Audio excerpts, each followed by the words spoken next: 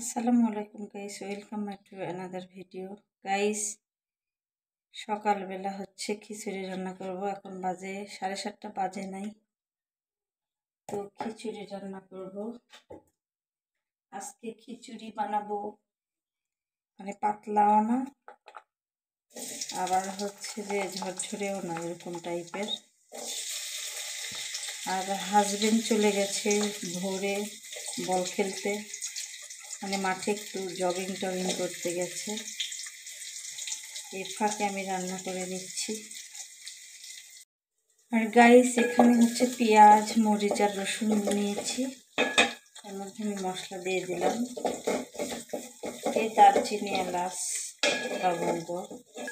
আজকে খিচুড়িটা একটু ভিন্ন বলতে সেই ছোটবেলায় খেয়েছিলাম, ওইভাবে করার চেষ্টা করতেছি।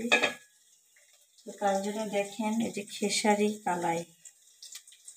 খেসারি ডাল ছোলা সহ ভিজিয়ে রাখছিলাম। ছোটবেলার মা রান্না করতো, সবাই রান্না করতো, সেই ছোটবেলায় খাইছি, তাই মনে হলো আমি ওইভাবে রাখছিলাম। এগুলা দিয়ে করবো আর কি। তো এখন আমি হচ্ছে এখানে আস্ত জিরা দিয়ে নিচ্ছি, একটু নেড়ে চেড়ে নিলাম। দিয়ে দেব ধনিয়া গুঁড়ো, তারপরে হচ্ছে হলুদ গুঁড়ো। সবজি তেমন নাই, অন্য সবজি কেটে দিলাম।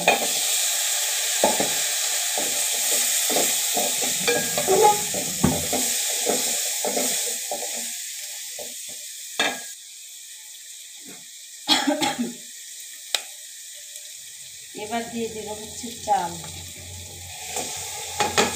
এগুলা গাইস হচ্ছে আতপ চালেরই খিচুড়ি আগে খাইতাম। এখন হয়েছে ভাতের চালের খাই, না হলে বিরিয়ানির চালের। কিন্তু আগেকার, মানে আমাদের এলাকায় আমার মা কখনো ভাতের চালের খিচুড়ি খায়নি, সবসময় আতপ চালের খিচুড়ি খাইছে। যতদিন বেঁচে ছিল আতপ চালেরই খিচুড়ি খাইছে। ভাতের চালে একদম বলে ওটা খিচুড়ি ভালো লাগে না। আর এই খেসারি কালাইগুলো দিয়ে দিচ্ছি।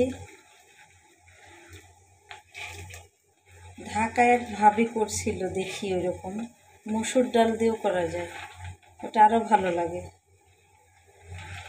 মসুর ডাল এভাবে ছোলা সহ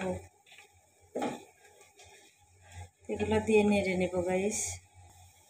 এখন হচ্ছে আমি লবণ দেব, আর একটু হলুদ দিলাম, হলুদ কম হয়েছে মনে হয়, দেখা যাক কি হয়। সুন্দর করে নেড়ে চেড়ে নেব।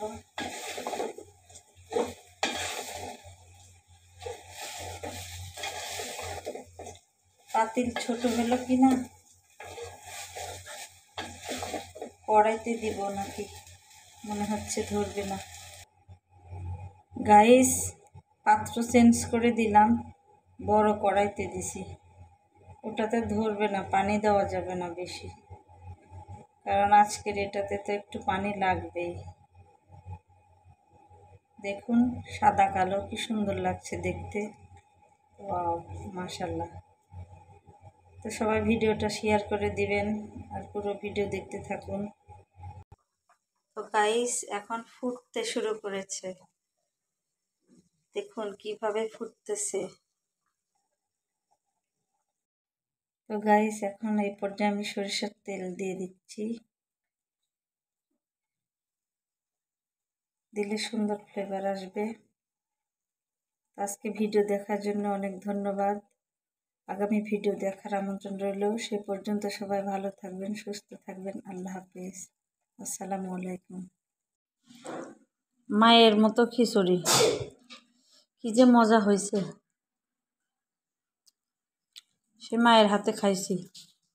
এটা মসুর ডাল হলে আরো বেশি ভালো লাগে, সেই মজা। আতপ চাল